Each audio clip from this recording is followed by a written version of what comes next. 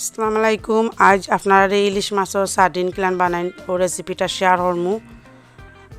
যারা ইলিশ মাছ খাইতে ডরাইন, যারা কাটা ডরাইন, তারা এই রেসিপিটা ফলো করবা। কারণ আমি প্রেশার কুকারও ইলিশ মাছটা আমি জাল দিমু, ইলিশের কল্লা, লেঙ্গুর, কাঙ্কা সবটা একলগে মিলাইয়া হলদি আর লবণ দিয়ে জাল দিমু, যাতে কাটাগুলা একেবারে গলি যায়। তো আমি লবণ হলুদ মিক্স করিয়া আমি লিড লাগাইয়া 20 থেকে 25 মিনিট ধরে জাল দিমু।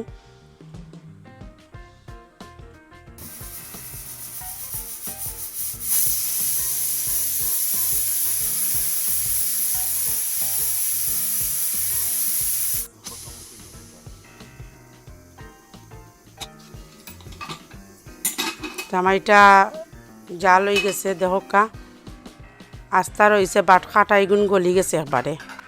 ওদেরকে আমি কল্লারে একবারে বাতর লাগান গালাইয়া দেখাইলাম, একবারে নরম হয়ে গেছে।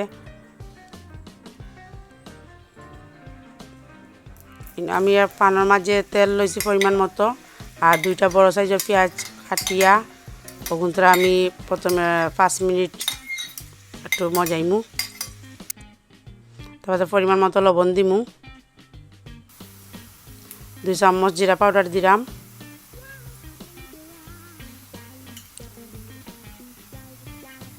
একটু পানি দিয়ে কিন্তু আমি একটু কষাইমু।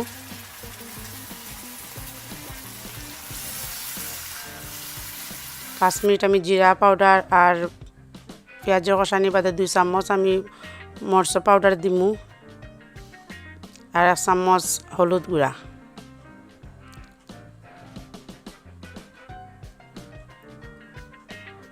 আমি 10 মিনিট কিন্তু কষাইমু। তার বাদেও দেখো আমার জাল দেওয়া ইলিশ মাছের আমি খাঙ্কারে দেখাইলাম, আর মাছের কাটা দেখো কিলান গলিয়া একবারে সফট হয়ে গেছে। আমি সব একখানো দিয়া আর এগুলো বালাটিকে মিক্স করমু। দরকা কাটা এগুলো সব আমি লাড়ার লগে একবারে মিক্স হয়ে যাব। আপনারা যে সময় বানাইবা দেখবা এগুলো কাটা দেখতে লাগে, কাটা বাটিগুন একবারে গলি গেছে।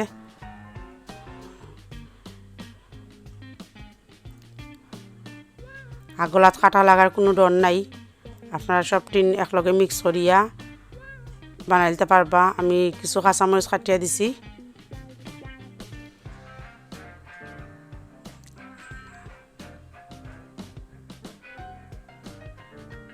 আর তোরা কিছু একটা টমেটোর আমি কাটিয়া দিছি ছোটো ছোটো টুকরা করি।